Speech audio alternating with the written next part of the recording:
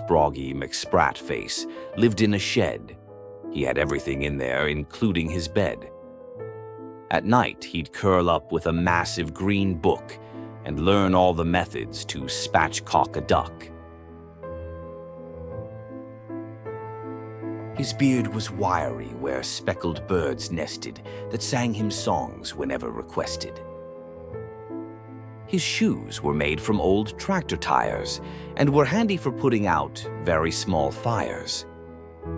In his pockets were spanners for mending small things, like hamsters and toadstools and ladies with rings. On Sundays, he ate jelly and spat in a jug and covered his toes with a nice orange rug. In the corner, a hamster was kept in a cage, who sometimes flew into a terrible rage. He'd stuff his cheeks with too much food and then scoff the lot. He was terribly rude. During the night, when there was hardly a sound, you'd hear the clickety-click of his wheel going round.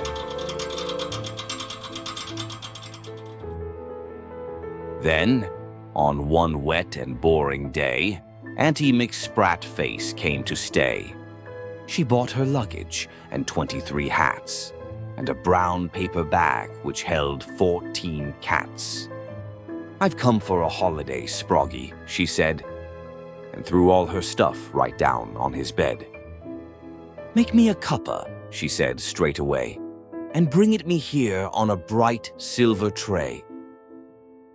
And my cats will want feeding," she said with a shout, and lifted her bag and tipped them all out. With that, she flopped right down on his bed. Sproggy could hardly believe what she'd said. She kicked off her shoes. What a terrible smell! And treated the place like her private hotel. During the day, he cooked her some food. I suppose if he didn't, it would be terribly rude. And then, at night, she would sleep in his bed, while Sprotty would sleep in his chair instead. Each night, her snoring kept Sprotty awake. Oh, how he wished she would give him a break. And during the night, above all that sound, was the clickety-click of a wheel going round. And then, one dark and stormy night, when all tucked up and sleeping tight, nothing wakened, nothing stirred, but a nibbling sound could be heard. The very next day, the 14 cats, along with the 23 fancy hats, had vanished from the tiny shed, with nothing left apart from the bed.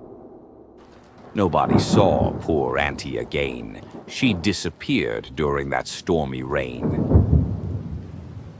Now Sprotty could finally sleep in his bed and escape from the chair where he'd slept instead.